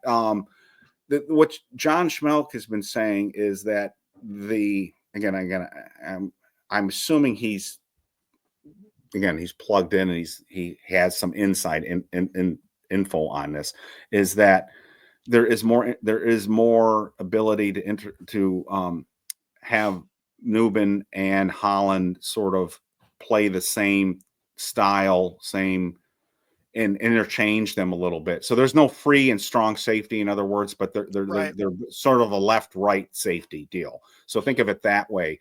Whereas Pinnock might have been your typical strong safety, and it didn't fit. The problem Pinnock had too, I think what spelled his demise here was he started not tackling well. So we had a lot of problems. True. We had a lot of drops at the wide receivers, and we had a lot of people missing tackles. And I think it's not coincidence that Holland and Paulson and Debo are known as strong tacklers. I think they looked at guys that can intercept the pass. These guys make plays on the ball, but they also tackle well. So, but you're right. I'm not dismissing the. Sure. I keep saying it. I keep saying over and over again. The pressure is on Shane Bowen to deliver the goods. Oh, yeah. He's even been asked about it. He was asked about it. The press said, "Do you feel the pressure?" And he gave a good answer on it, but he can't admit it because I'm feeling the pressure. He gave a good political answer on it.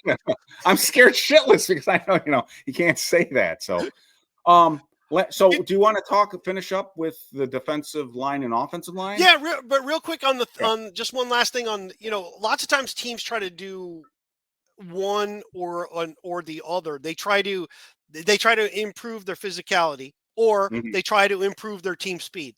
Yes. What I feel like the Giants have improved a combination of both. Yes. You want guys that are a little quicker, but I need them to be able to bring that weight to the tackle. If I just get guys, if you get a bunch of guys, a track team, that's all great if everything's covered down the field and whatever. But if they got to come up and play the run, which you're going to have to from time to time, you can lack there. If you get too heavy in I've got guys that can really come up and pound, but they suck in covers. They just don't have the speed to keep up. They're not quick.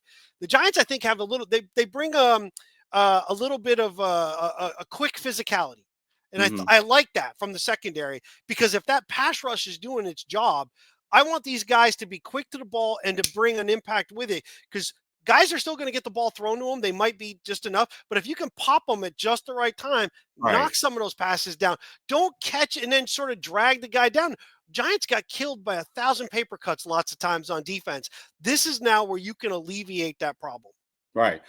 But stop the run. You got. Well, there is that. I mean, yes. So you got to stop the run, and then you can feast, because now what they do, and this is the nice transition. They've got the guys now that can. I mean, and they actually did pretty well last year rushing the passer. There's actually one of the things that they did well, even though, and you smartly have brought this up over and over again. The limitations of our offense had implications into how other teams played us when they had the ball, because they didn't fear us putting points on the board. Right. So they didn't feel like they had to take chances with us. So the fact that the Giants had as many sacks as they did and hits on the quarterback, given that the other team didn't have to worry about throwing the ball constantly, it was a testament to the pass rush. So Kayvon Thibodeau and the Brian Burnses and Dexter doesn't get the grief, but we're probably being a little too hard on these guys, because they probably did even better than we realized, given the fact that the other teams didn't really have to do that much, because the Giants were scoring 15 points a game. Right. And so the other team is thinking that way. And plus, when they're running the football, they don't have to, like, it's not. What did Shane Bowen say this past week? He said, we got to get out of these 3rd and 1s. We had way too many 3rd and 1s last year. And why did they have 3rd and 1s last year? It's because they couldn't stop the run. Right. You got to get in 3rd and 8, not 3rd and 1. His one thing he said was, we want to keep the down and distance in our favor more, because when you're in 2nd and 4 and 3rd and 1, you're at a huge disadvantage. So I know what Shane wants to do. Every defensive coordinator wants to do. He want to rush 4 with guys that can get to the quarterback and drop everyone back. And you don't want to blitz if you don't want to blitz unless you have to, or you want to blitz on your own terms. So if they can get heat with 4 guys and drop everybody back with the secondary that they've got, then that's going to be great. But I want to get them. You got to stop the run first. You got to get them in 2nd and 9, 3rd and 8, that type of thing. So it's a cascading thing, right? Like if you're 3rd and 4 or less, even if I blitz, All you got to do is dump it out short. You Yep. pick up 5 yards and it's a first down. And that's the thing that we talked about, that you would be that close. And, and the pass rushers can't get there that fast, even with a blitz. But if you're 3rd and 6, 3rd and 7, 3rd and 8, now even if you dump it short, you might not get that first down. Guys are going to come up. They're going to make the tackle. You're going to get pressure. When you start dictating, and that's the problem, the Giants would react. It wasn't a read and react scheme, but they were reacting to what was happening because the other team had all their options open to them. Right. I can run if I want to right now. What big even deal? On 3rd and 3, even on 3rd and 3, I can you run. Stop me. I might pick up 2. I might pick up 3. We'll go for it on 4th and inches, 4th and 1. No big deal. Or if it's 2nd and 4, I could do whatever I want. There's nothing. And what you were saying, say they didn't get it. Well, you're not going to score anyways. We'll get the ball back anyways. Right. So I don't have to worry about it. So you're going to score 13 points against us. I don't have to worry about it. I need teams that have to start taking chances the way we had to, right? When you're like, oh crap, we gotta do something here. If we don't do something here, they're gonna come right back down on our tired out defense and the game's gonna be over. That's what we want other teams to feel like they have to. If you go back again, I don't want to forget the 80s. You go back to the 07 and 11 teams, or just during that 4-year stretch. Right. We brought pressure. We could rush the passer when we wanted to. There were games where the Giants offense struggled, but that defense wasn't going to let you do anything either. We were going to get after you all game long. After a while, though, with the way it's been, right, it's not just the fact that you aren't doing something. It's the fact that you have a history of not doing something. So for the last 2, 3, 4, 5, and for us, it's almost 10. But let's just use Dayball. Even in 22, this team didn't put up a lot of points. Mm-hmm. So when struggles 23, 24, when struggles started to happen when you're on defense, after a while, you know that those struggles aren't changing. It's a different thing when you had Eli Manning and the offense struggled. You knew if we just kept this game close, Eli's going to get something done in the fourth quarter. He was known for the fourth quarter. Daniel Jones was known for the first drive. If something bad happened, game was over. That was it. It was like you knew that, and that's if you're a defensive team mentality-wise, you can play tough. But man, 3 drives later, you're like, we're never going to do anything. We didn't do it the week before. We didn't do it last year. We didn't do it the year before. This mentality that they bring now with a different offense, this mentality that they bring with the additional pieces on defense, that's going to be different. It's going to bring a difference maker. And I think if you can dictate to the other team, that changes things. Make them do things because you want them to, and that they have to, not that they go, I could do whatever I want. And I wanted to mention this earlier, and I forgot. One of the other comments that the players have been making about Russell Wilson is in the huddle, he's very calm. That he's even in the spring. So you're I can tell that there was a problem. You know what I'm saying? It's like they're like, so this is what you and I talked about in a previous episode, that Russell Wilson has been to 2 Super Bowls. He's been on countless Monday night, Thursday night, Sunday night games in the biggest stages where the crowd going nuts, and he'll be in the huddle going, all right, guys, we're okay. You know, we're going to win this. We got to score a touchdown. We're going to do it. Now, whether he will or not, we're going to find out, but he's not going to be Bug Eyes Daniel Jones, you know, so dictating, like you said, but there's going to be more calmness. There's going to be more like, let's not get into a shell and freak out and panic and all of that. So it's a combination, which translates. Let's get nice segue to what we're talking about. I want to get your thoughts. So the video leaks of one of our pass rush packages. And now what happened with that? Was that Abdul Carter leaking that out? Is that what he did put it on his Instagram? I know that. Okay. I don't know if he was the first, but it sure seems like it. I'm sure somebody's head's going to roll on that one. Look, there's not a lot there that's going to be like terribly shocking because there's only so much you can do with 3 rushers like them. They were going to have to put somebody on the inside at some point. But it is interesting. A couple of things. Number one, he had his hand in the dirt from the line down. So people who haven't seen it, a video leaked of one of the OTA pass rush packages against the Giants offensive line. And the offensive line, again, because it's in a state of flux, it had let's see, who did it have it? It had Was Neal at left guard, Schmitz at center, our new backup tackle at was left it tackle. Hudson? Was Hudson Hudson was at left tackle, and I think it was Kubis. Was it Kubis? No, it was Stinne at right guard, and Illuminor at right tackle. Yeah. And our three guys obliterated the blocking.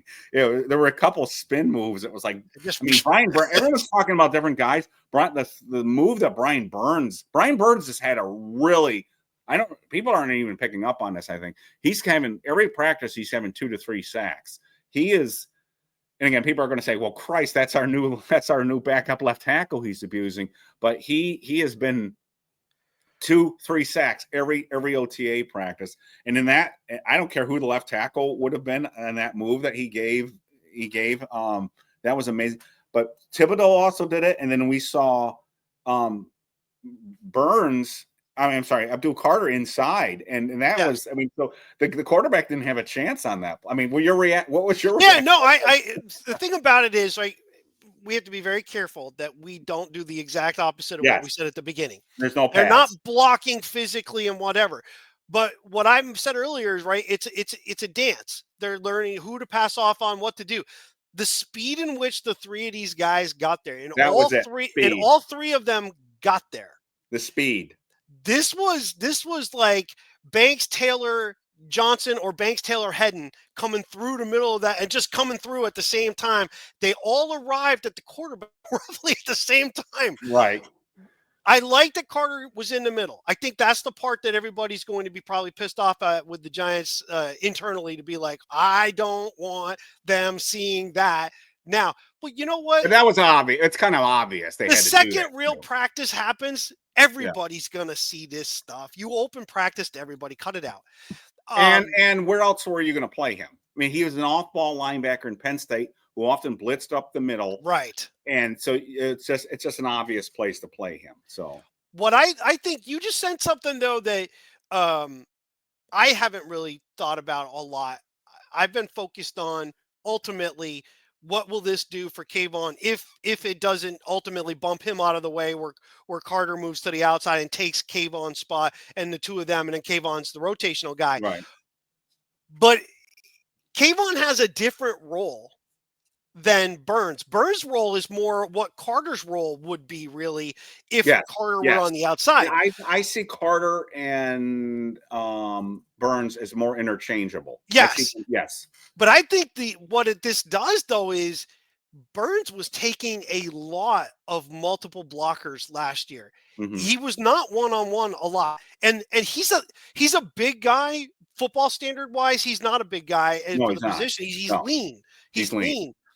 If he can go one-on-one, because you can't afford to go 2 over there, you got Thibodeau, and you have to have somebody physical on Thibodeau. He's a thicker, bigger guy that brings a little bit more weight. I don't think he brings the twitchiness of a Burns. He's definitely not twitchy like Carter, and he doesn't have the bendability, but he does have the bull rush more. He can come right into a guy and come at you. You can't double and if you have Dexter Lawrence in the middle, holy crap, I truly think that you might be looking at really the new NASCAR package kind of deal that we had in the past, that if these guys can legit get into 2nd and 7, 3rd and 8, holy crap, we are going to set some records, giant records for sacks. Well, not only that, they said Chauncey Golston this week was really coming on. So now you can throw Chauncey Golston into that. So I have no doubt that our pass rush package is going to be really cool. What I still wonder is, can we keep teams in 3rd and 8? I want to get them in 3rd and 7, 3rd and 8, and then let them get after.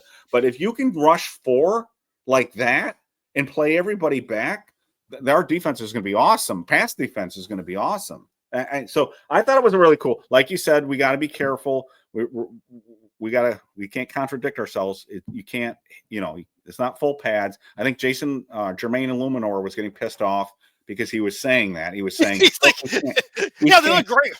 Yeah, we can't get our hands on them. But there is some contact. And it was kind of neat to see Evan Neal at left guard at that with Schmitz.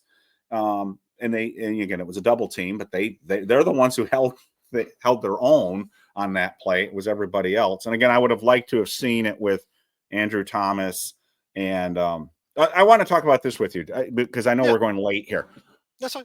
Offensive line setup. So they've got Evan Neal at left guard. And if Runyon was playing, Runyon would be the left guard. Are you a bit surprised? I know that was his spot in college when he played guard. Are you a bit surprised that they're playing Evan Neal at left guard instead of right guard? Or some people have speculated that if Evan Neal shows enough, they would move Runyon over to right guard. I don't know if they would do that either. So are you a little bit surprised they're not giving Neal a direct path to starting, I guess is what I'm asking. Yeah, that's it. Well, it's an interesting thought, right? Because we keep saying that Van Roten is locked in at right guard. I hope not. I hope he's got a challenge. But maybe the whole point of that is maybe the Giants are hoping that Runyon will be the right guard. Right. That's what some people are saying, but they're guessing. And that's kind of where I'm not surprised, because I guess what difference does it make where you put him, either side? I'm wondering though if some of it has to do with when he's on at right tackle, when you're getting down, you're basically, you're pushing back. Which ankle did he have the bigger problem with? Oh, I don't know. But you might be onto something. And maybe that's why they put him to the left, and they're like, where the push off is the other way. But again, guard's different. The whole setup is different than it is at tackle. I'm just wondering, it is odd. We both would think that you would go in, and with Van Roten technically being out, and the guy you brought back as sort of a insurance, like in some ways you're kind of hoping somebody else beats him out. You would have thought Neal would get the time there immediately. Plus, as you're transitioning to a newer position, the guy that has been, playing tackle that you can play next to is Illuminor. On the other side, Thomas is out.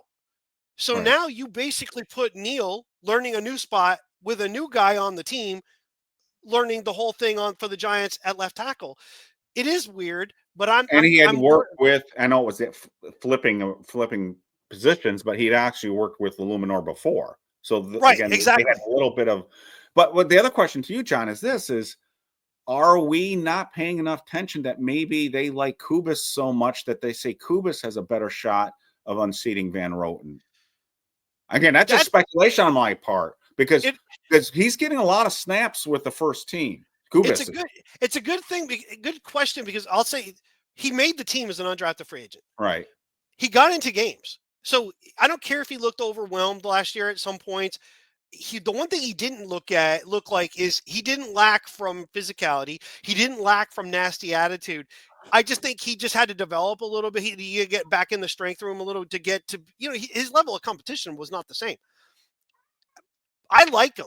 I guess in some ways you could look at it. I think the Giants know you've got veteran guys that are really there because like when we talked to Glenn Parker, right? They're there because they know their role. They know what to do. And the moment won't be too big for them starting. You might lack some of the other stuff, but they'll play together well. Van Roten knows what he's doing. It doesn't matter that he might not always be able to physically get there. It matters that he knows where he's supposed to be, and he will more than likely put himself in that spot. Illuminor is good. Schmitz is a question mark, so you're wondering. So I'm beginning to think, though, a little bit it's more of that they feel that Neal might be best suited here, that physically maybe there's a reason why, maybe it's mentally, maybe that's because that's the where he played in college. Yeah. And this is his one shot of making the team. But man, if he does do well, that changes a lot, because that gives you so much flexibility with Runyon, who can play pretty much anywhere you want him to play. Well, I want them to get this settled quickly. I don't. They last year or 2 years ago, or no, it was last year because it was Carmen Priscilla. Priscilla was kind of, he said, we can wait until a certain point, but I want to get this settled. I want to get this settled sooner than. So if they do want Neal to start, I hope they move Runyon over sooner than later, because again, Runyon's played both spots, but he's said he prefers playing on the left. that doesn't mean he won't play on the right, but I want him to get comfortable with that. So I'm just a little, and then of course they started off camp because there's so many people sitting on the sidelines. And you have to explain this sometimes is, when Andrew Thomas sits out, when the first team, when he sits out, that means who would be your third string left tackle is now your second string left tackle. So there was one day early in practice where Ezeudu was playing left tackle again with the second team. And people were like, well, why is that happening? Well, because Andrew Thomas is out. Your second team tackle is now your first team tackle. But then later on, it seems like they've moved away from that. And that the most that we'll get from the Giants employees is they're playing guys in all different positions to see what works best. But they did say that Ezeudu wasn't at left tackle anymore. He was doing more guard, or he was practicing more at guard later on. So it looks like Ezeudu, they are trying more at guard. To me, a good sign would be if Aaron Stinne does not make the team. If Aaron Stinne makes the team, that tells me, and not that he's terrible, but that tells me they haven't had that much improvement in the line. If Aaron Stinne, they can feel like they can get rid of Aaron Stinne, it means Evan Neal and Kubis and maybe Ezeudu or somebody has come on and made him expendable. But if they're going in with like Van Roten and Stinne both still on the team again, it's kind of like that means to me that we got to hit the offensive line really hard next offseason, which I think they're going to do anyways, but really hard next offseason. Some of that depends on who your backup center is. Yes. Right?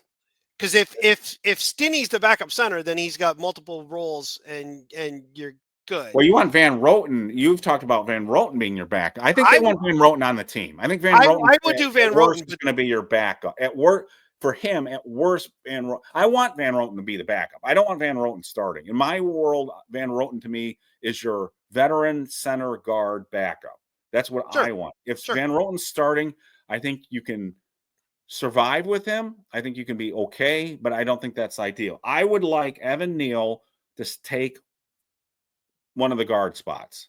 That's my hope right now is Evan Neal in camp takes one of the guard spots.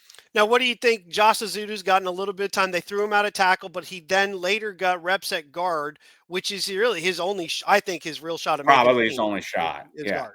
They really screwed him up. I mean, I am a little bit ticked off with the way they've botched Ezeudu's career, both from the injury standpoint when they put him out with neck injury, and then the way they've handled him. I think it's been a horrible disservice, and I'm not the only one who's saying that now. There are other people who actually cover football for a living in terms of who have said, I think even the people on the Giants, again, Big Blue Kickoff Live, I think they've talked about it, that's what I'm a little surprised at how honest the Giants coverage has been this spring.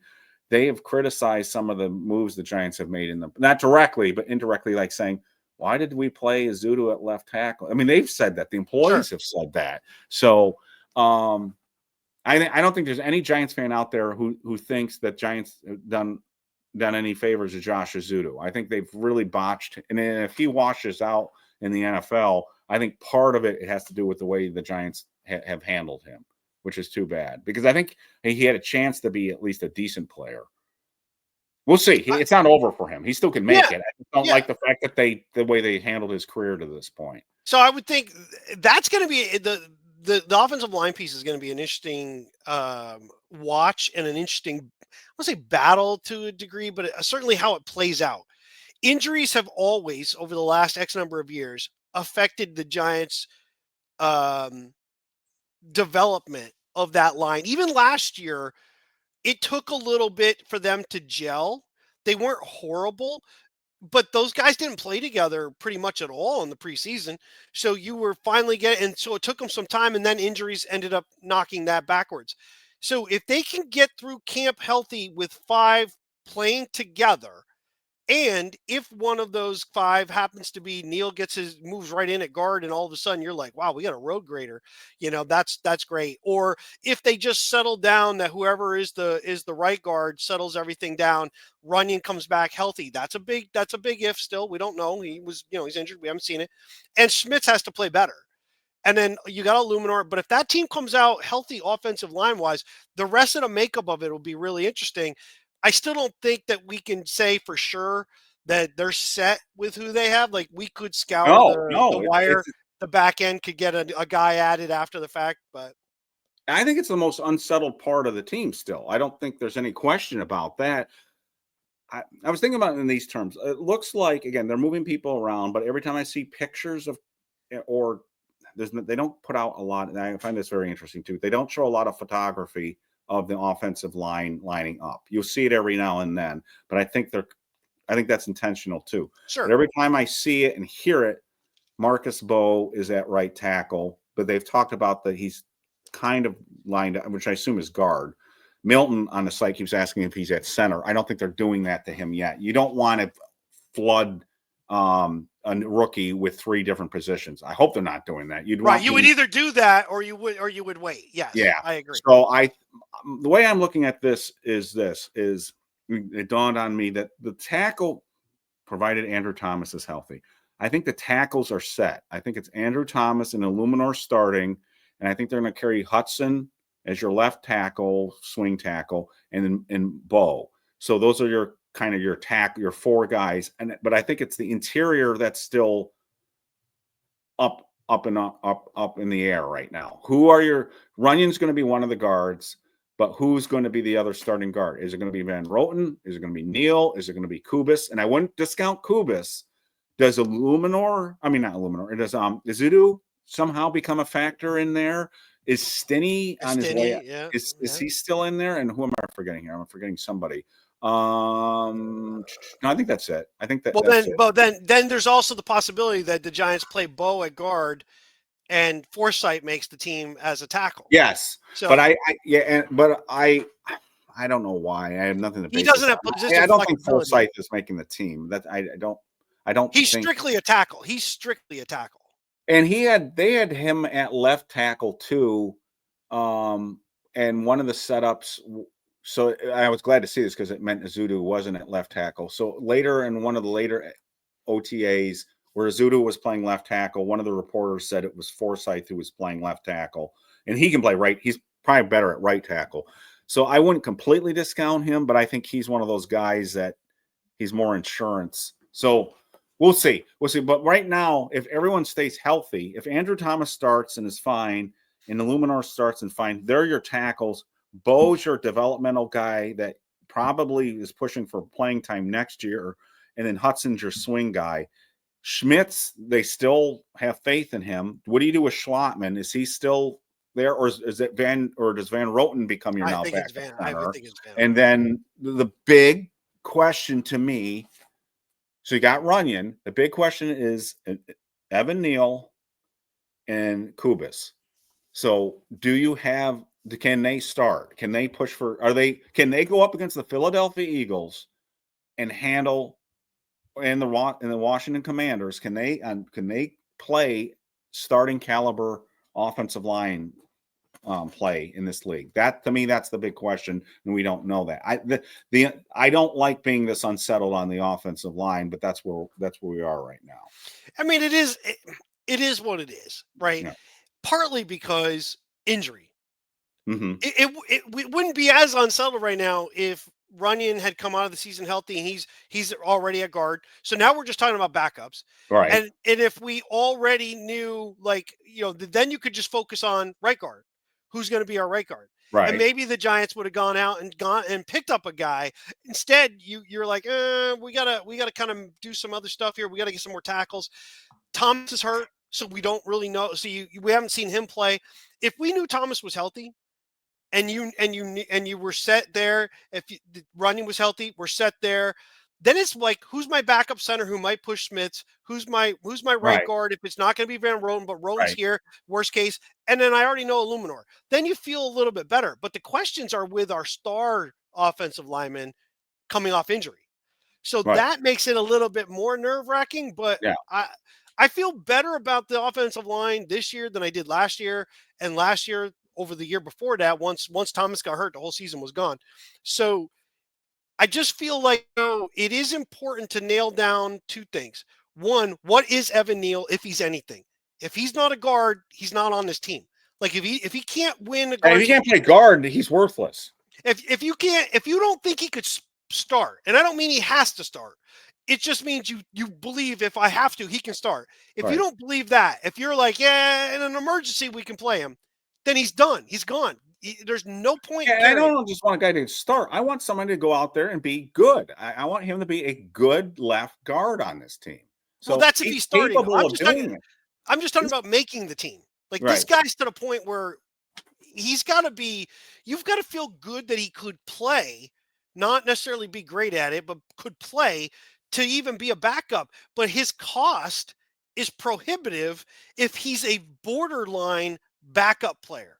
Then there's no point in carrying that. I'd rather have a guy who plays over his ability. Like he's a real scrappy guy for far less of a cost than a guy that barely can get it done and I'm paying him a ton. So it's a big camp for Neal. I would love to know what the coaching staff feels about Evan Neal. I would love to know, but I don't know I don't know if they say, you know what, he is a shot here, or if they're like, oh, Jesus Christ, he can't even play guard. I don't know. I have no idea. So he looks like an NFL offensive lineman. He's gigantic. He's strong. I know people say he's not an athlete, but you and I have talked about this over and over again.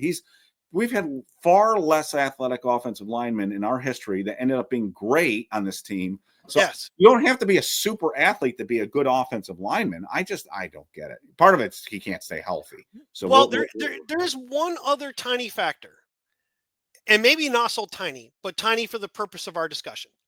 And we've talked about it in a couple of areas. Right. We talked about it. The Giants haven't had a quarterback that other teams feared with his arm since Eli Manning. They feared Daniel Jones taking off and running, so they had to keep that in mind. But once you kind of knew the way the Giants would run them, you took your chances anyway, because you also saw a guy that would hold the ball and take the sack. Mm-hmm. So you now have a quarterback, though, that if you come through, if he sees a guy even slightly open before the ball is snapped, he probably knows where he's throwing it. He's going to make you pay. He's going to make you pay down the field, and the Giants have receivers that can beat you. I think that little bit of a delay, it helps offensive linemen. It is far harder when those guys on the other side of the ball go, you know what, we're just blasting through. If you run away from us or you take a throw down the field, I'm not overly concerned you're not going to complete it. Now you have to worry about that. Right. There is something to be said about the fact that if I don't worry about you at all, then I can take every risk and chance I want. And your offensive lineman, every weakness becomes super exposed when it's coming at you 100 miles an hour. But if they have to slow down to even 85, they just for 1 second just have to be sure. Okay, is he throwing it quick? Okay, that takes your limitations and brings them in instead of leaving them wide open. Right. There is a flip side though, because there is a similarity between Russell Wilson and Shedeur Sanders in this sense that they both take sacks. So Russell Wilson won't turn the ball over a lot, but he will hold on to the ball, and he's not able to run away as much as he used to when he was younger in his career, and he'll drift. So, the one you and I didn't like about Shedeur was the drifting. He would drift back. Russell Wilson has a little bit of that in his game too. So the offensive line has to hold up a little bit with him. Sure. Agreed. So we'll see. We'll see. It's the one area of the team that I don't feel great about right now, and it's causing other people to say we need to sign Brandon Scherf and stuff like that. I don't think they're going to do that, because that's now Van Roten's. If they were going to do that, they wouldn't have brought back Stinne and Van Roten and all that. I don't think I would have been shocked. No, but I don't think they're going that route. If they're really unhappy with the offensive line coming into end of August into September, they'll probably watch the waiver wire. But I just don't get the sense they're going to sign a veteran at this point. Lastly, because we're going long here, I did want to mention on the defensive line, since Dexter Lawrence has not been practicing because of his elbow, that our guy Rakeem Nunez Roches has still been starting, And so is Roy Robertson Harris, who, by the way, I don't know if you've seen pictures of Roy Robertson Harris. He's huge. Yeah, he's a big dude. That guy is way bigger than he's listed. I mean, I know he's listed as 6'5", which is tall, and 290. He looks like a monster. And Elijah Chapman is actually, and he's been getting some noise. So I still don't know what we have in Elijah Chapman. I hope he is something. And I'm curious to see what year 2 of is he. Does he make it out of camp? Or is he a good player? I don't know. But I would like to get Darius Alexander in there and Dexter in there with the gang. Still, I still feel like we're still, as much as we've got all these new toys and stuff inside, I'd like to get the other guys in there. But I am curious about Roy Robertson Harris, because the guy is. If you guys out there haven't seen him, look him up. He's gigantic. When he's next to everybody on the Giants team, he stands out like a sore thumb. He's way bigger than almost anybody on the team. I know this is going to sound like I'm kidding, and I am to a degree, but I'm not completely. I'd love to see Chapman used as a fullback in short yardage. Yeah, I could see that. He's very quick. He's very quick. He's thick. He's short. But I think if he had any ability, if you practice with him, he could hold the ball and just run him like short yardage goal line.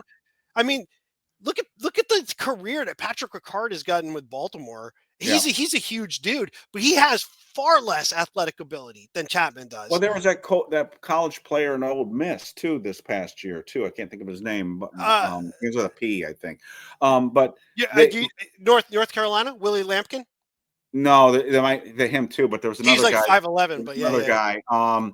But yeah, no, I could see somebody. I thought somebody said they read someplace. I don't know where they saw this because I didn't see it. Maybe they saw it in some subscription-based thing. I thought they saw something that they used him at fullback, Chapman at fullback in the OTAs, but I don't know. See, that would be awesome. Yeah, I think that would be great. One, again, position versatility. The more guys can do other things, the more players you can have at other positions. And by the way, that definitely leads to more of having 3 quarterbacks dressed on game day, so that instead of where the Giants might want to do that, depending on, because if you have Dart the backup, then Winston would be the guy for the moment. Winston would be the guy that would be the inactive guy, emergency quarterback. Right. If Winston's the guy, I might want to have Dart be able to do some stuff, but that means I have to have him on the active roster and able to be able to do that during the game. He can only play in an emergency situation if the other 2 guys get hurt. So that gives you flexibility. That's just one part of it, but it does give you flexibility. But there's something about, I really would like to have the ability to put a true blocker back there from time to time when you want to run someplace. But if you could do it without actually carrying a fullback, that'd be huge. I just don't know what his experience of anything about blocking would be. But remember, we're talking about a guy that ran like 40 yards down the field and was pretty fast doing it, so that would be pretty funny. I only wanted to run like he's got the 3 build. yards. like you said, he's got the build. I mean, I remember when they signed him after he was a tryout player, and I signed him, and I went try to look at film of him, and he just looked like, he's so short, but he's really athletic. He looks like he could handle it. A lot of times when people say things like this, you go, "Oh, come on, that's stupid." But that, I don't necessarily think this is stupid. Who was the guy that we had, I don't know, 7-8 years ago, maybe longer than that, might go back a little further than that, who played, he was a defensive lineman, and we played him we played him at fullback, but we also played him at defensive line. I want to think he came from like Wake Forest or something. He even got a sack in a game. He was a small dude, but we were using him both ways. Was he during the Judge time? Or maybe it was during Shermer's time. I vaguely remember what you're talking about. I won't remember. I did just see, because we were having Carl Banks be on the show this week. I did just see, or next week. I told you I watched the 49ers Giants playoff game in '86, and they had Damian Johnson in the backfield as a fullback. Yeah, we did that multiple times. That. Yeah, 290-pound fullback. In the remember, he kicked fullback on the fake punt in the Super Bowl. So he was, yeah. and then we ran the quarterback sneak, but he was in the backfield, number 68. Nah, I Yeah, never caught that before. Okay, yeah. I didn't know. I remember them using Damien like that, but at the time, nobody did stuff like that. So that was kind of, Bill, and we won't talk about it because we're going long, but Bill Parcells was real. When you go back and look at those old games, they did a lot of innovative stuff that they didn't get credit for. I mean, the fakes and the things that they ran that you just don't, you think of Bill Parcells as being sort of this conservative coach. They took a lot of chances with some of this stuff, with the and not just on special teams, but some of the things that they did. Because I'm thinking of special teams right now because I'm thinking of the they had Rutledge throw the pass down the field to Bavaro in the playoff game instead of kick the field goal. Yeah. Well, and we spread everybody out wide. We went in that game. We went the fake one against the Eagles, which was a touchdown pass to Harry Carson. People forget that the Giants had Carson and Taylor were the ends on the special teams on blocking. Right. We sent Taylor. I think it was in 90. I think it was the 90 game against Washington at home.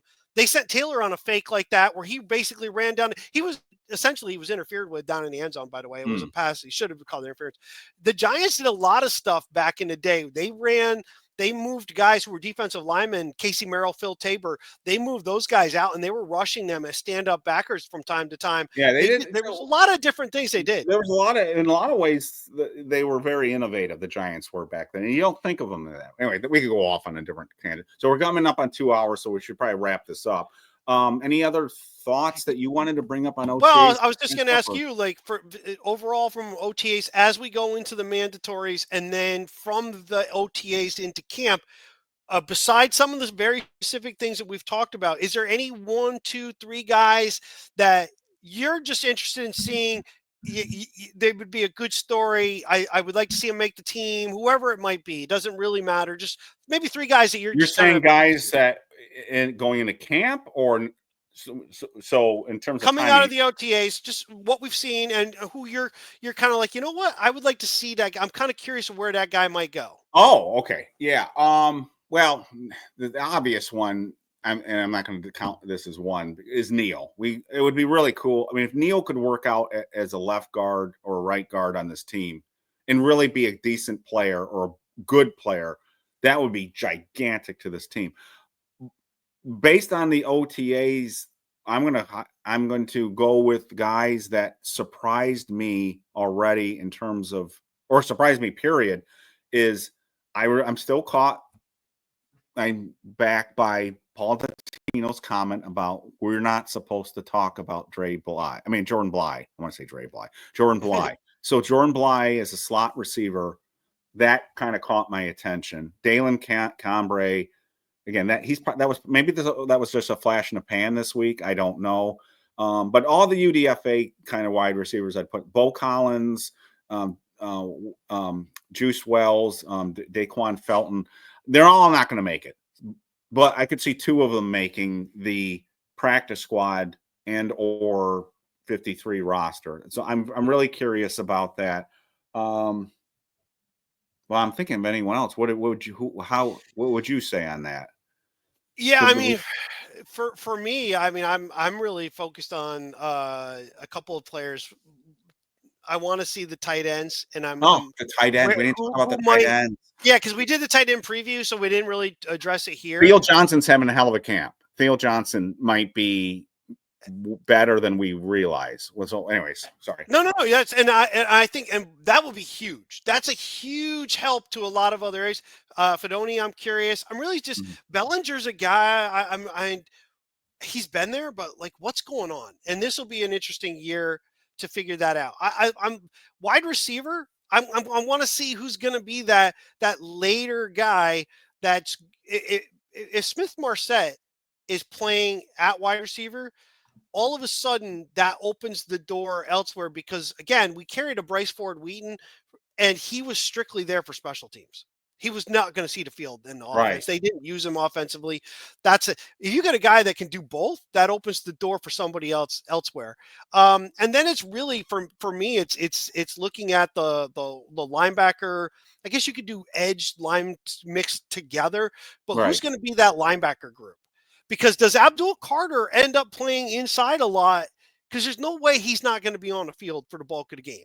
And what it's does not. that mean for Micah McFadden? That's the other thing. Does And Micah Okereke McFadden? too. I mean, he's expensive. Like what I don't happens? think they're getting rid of him, though. Do you think that? I mean, I don't think they're getting Okereke. You're talking about I this year, wouldn't right? think so. I wouldn't think so. But you know what? Something surprising happens all the time. Real quick, I did catch you where you saw it. Pat Traina is the one who had a thing about Elijah Chapman playing fullback. No, I At didn't know where it during came from. OTAs. So yeah, I just saw it real quick when I was looking for. I was trying to figure out who that guy was. I can't that's remember his name. interesting. That'd be pretty funny. That would be so. Have him like Scadaboo behind him and him at fullback. That would be a Oh my good God! I mean, just short just yardage. pound straight into the line. I mean, But no, that'd be you great. just hit something. This is huge. If Smith Marset can just be a guy that you can trust to be a receiver if someone's hurt, then that's because to date, you and I just thought of him as a kick returner. Right. And again, it's not just okay. So people listening out there are going, well, John and Eric are being way too optimistic about this. No, the Giants themselves have been like, whoa, we didn't expect Sure. Smith Marset to be this active catching passes in the OTAs. So that would be, and he's bounced around the league. So it would be just, it's what you've said along. The more hats you can wear, if you can do other things and you can trust the player to do those other things. Again, we're not saying Smith Marset, you want him lining him up against the other outside receiver with Malik Nabers out there. We're saying if somebody got hurt or you needed somebody to come in and catch passes, he can handle it. If he can handle it, that's a big deal. So now I don't think they're getting rid of Okereke. What I'm saying is this is if I'm Micah McFadden, I'm a little nervous in this sense is I'm coming into a contract year.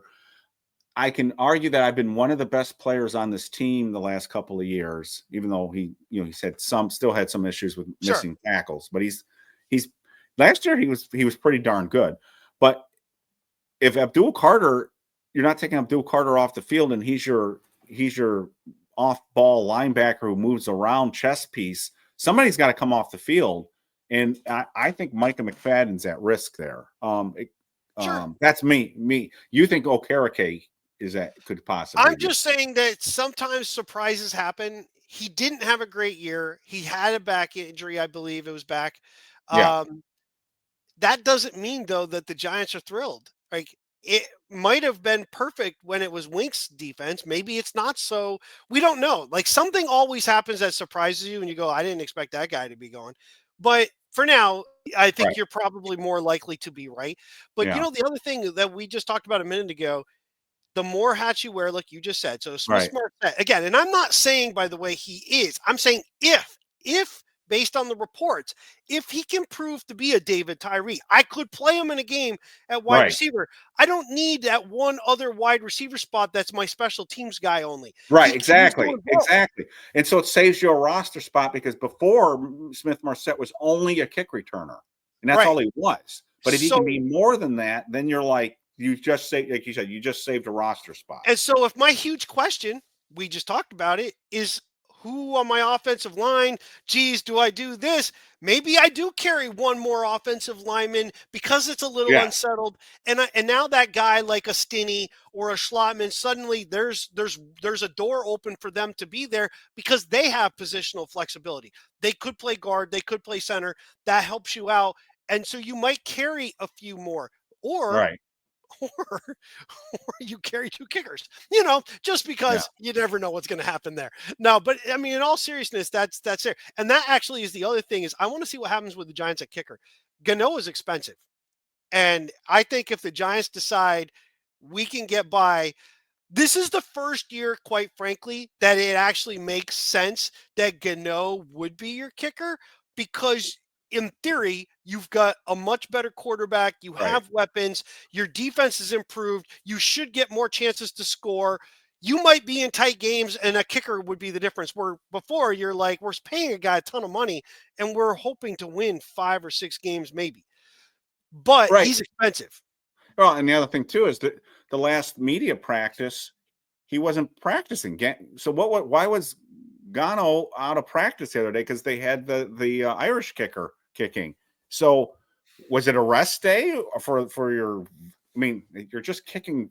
He kicked five. Jude kicked 5 field goals. So either your veteran was hurt again, or he can't kick 5 field goals in practice. So, anyways, your point is well taken on that. I don't know.